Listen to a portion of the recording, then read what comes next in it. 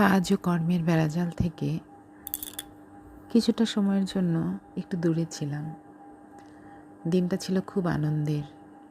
দিনটা ছিল 25শে বৈশাখ, কবিগুরু রবীন্দ্রনাথের জন্মদিন। সেই দিনটা আমরা গিয়েছিলাম প্রতিশরে। সেখানে খুব ভালো লাগছে, অনেকটা সময় সেখানে পার করলাম। যখন আমরা যাই তখন ওখানকার পরিবেশটা একরকম, আর যখন যাচ্ছিলাম তখন আমাদের একরকম লাগছিল। যেমন আমারই কথা বলি, আমার একটু অন্যরকম ভালো লাগা কাজ করছিল যে 25শে বৈশাখটা আমরা এবার স্পেশালি রবীন্দ্রনাথের কুঠিবাড়িতে উদযাপন করব। সেখানে গেলাম। সেখানে যাওয়ার পর যখন চারপাশে শুধু রবীন্দ্রসঙ্গীত চলছে, এত অমায়িক একটা পরিবেশ, খুব ভালো লাগছিল। কিছুটা সময় ঘুরে বেড়ানোর পর আমরা ওখানে একটা রবীন্দ্রনাথের কুঠিবাড়ির সামনে একটা নতুন পার্ক হয়েছে, ছোট একটা পার্ক বলতে সেখানে রাইডস কম, কিন্তু ফুলের বাগান অনেক বেশি।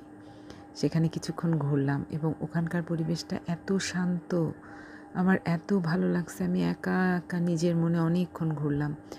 মনে হলো কি অনেক দিন পরে এরকম একটা সুন্দর পরিবেশ পেলাম।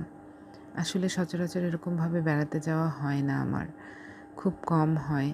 আর যখন হয় তখন মনে হয় কি সমস্ত সময়টুকু যেন আমি উপভোগ করতে পারি, কারণ সব সময় কাজের কর্মচঞ্চলতা, বিভিন্ন দায়িত্ব কর্তব্যের বেড়াজালে জীবনটাকে আটকে রাখতে হয়। তো যখন এরকম একটা সময় বা সুযোগ পাওয়া যায় তখন মনে হয় যে পরিপূর্ণভাবে সেই উপভোগ করি সেই সময়টাকে।